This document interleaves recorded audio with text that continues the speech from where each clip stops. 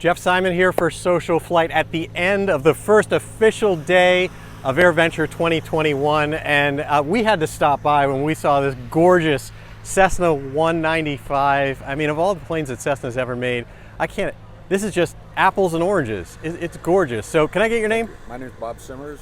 Bob Simmers. And tell me about your plane. Well, it's a 1952 model. They were first manufactured in 1947, but it's a 52 model, and it has a 375 horse Jake on it, or 275 horse Jake on it.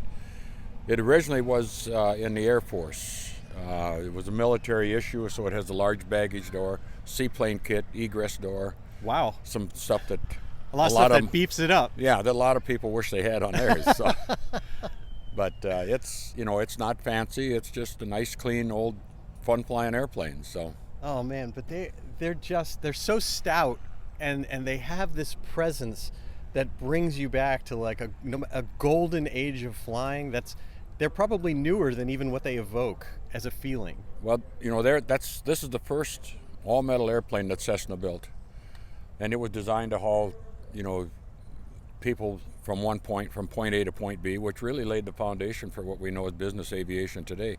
They originally called this the business liner. That's what I called the business liner. Yeah. And now when did they go into production? In 47. 1947. Yeah. Wow.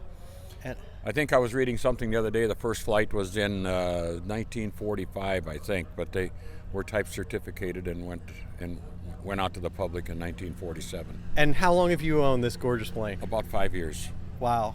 And what have you always wanted one? What got you to the point of? Well, I've been an aviator all my life. I grew up on a farm where my dad had an airplane, and so flying was almost like riding a bicycle for most everybody else. So, and when I got close to retirement, I wanted something with a round engine, and a Beech 18 was really my target. But the maintenance and the cost of getting it from point A to point B, this was a lot more economical and fit into my budget a lot better. So. That makes sense. I've heard that they're surprisingly easy to maintain in some ways, that the engine kind of can even turn. The engine swings out on them like it does on a Super Cub.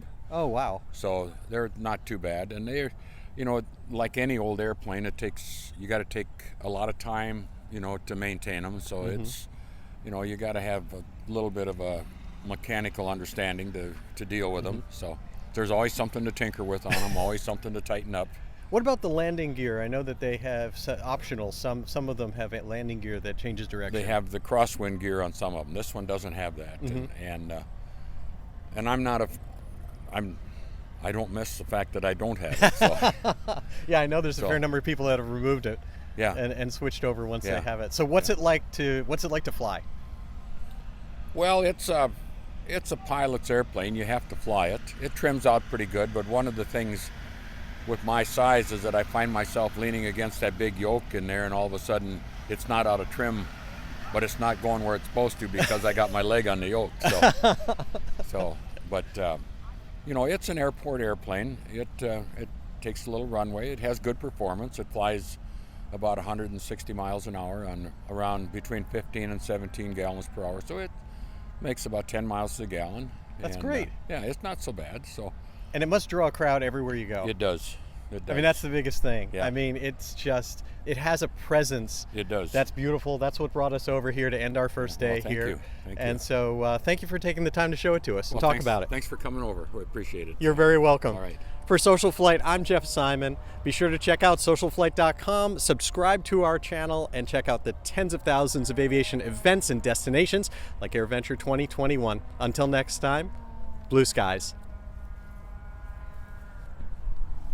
Thank you very much. Thank you.